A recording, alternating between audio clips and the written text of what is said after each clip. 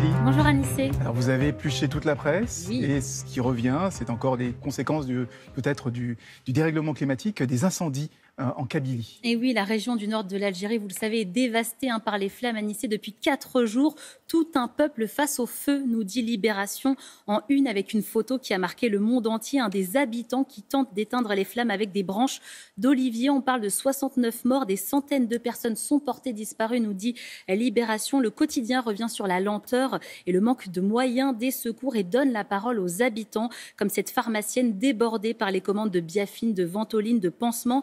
Elle fait une remise de 15% à chaque client. Les citoyens s'entraident en dehors du canal étatique défaillant, nous dit le journal. Les points de ramassage de dons se comptent par dizaines dans la capitale. Chacun amène des vêtements, des médicaments, de la nourriture. Libération fait aussi un point sur la diaspora qui se mobilise à Nice. La mosquée d'Argenteuil dans le Val d'Oise a été débordée par les dons. Il faut savoir que l'Algérie lutte en même temps contre la propagation du variant Delta. Les stars sortent aussi le chéquier, organisent ou relaient le lien de cagnotte pour venir en aide au pays, nous dit Libération. C'est le cas des footballeurs Nabil Fekir et Franck Ribéry, de l'actrice Leila Bekti ou encore de DJ Snake. Alors, ces incendies touchent de nombreux pays à l'étranger, mais le Parisien, on s'intéresse à la situation aussi en France. Exactement, vigilance maximale, titre le quotidien qui affirme que les pompiers sont en alerte. La France connaît en ce moment, on le sait, une vague de chaleur. Une dizaine de départements ont été placés en vigilance orange canicule. L'Office national des forêts est sur ses gardes et surveille à Nice particulièrement la Corse, l'Aude ou encore le Var. Malgré la pluie du mois de juillet, les sols restent secs. Les températures vont baisser la semaine prochaine, mais le vent du nord à Nice peut s'engouffrer dans la vallée du Rhône, faire se lever le Mistral et la Tramontane et créer les conditions favorables à des départs de feu. Alerte d'un météorologue ce matin dans le Parisien.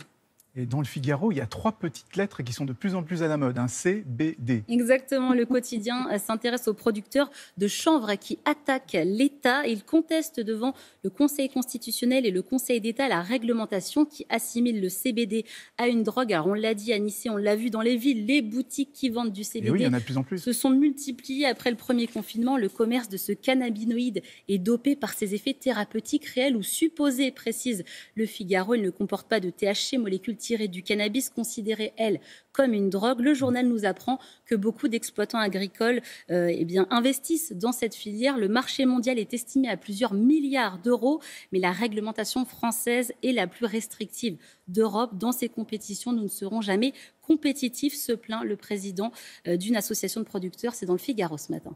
Et on termine avec une bonne nouvelle pour le tourisme français qui en a bien besoin. Exactement, le bel été de la destination France, titre Les Échos ce matin.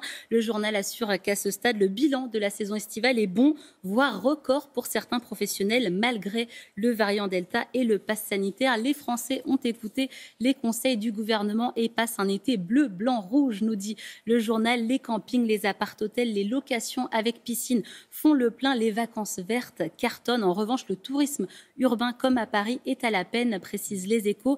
Les touristes américains et asiatiques ne sont pas revenus. Les palaces souffrent de cette absence. Mais les Belges, les Allemands et les Suisses à Nice sont bien là. Toutes les régions profitent de cette embellie, précise le quotidien. Les touristes sont dans le Var, en Aquitaine, en Occitanie ou encore en Auvergne. Et ils ont bien raison. Merci beaucoup, Bintili, pour toutes ces informations. Alors l'été, évidemment.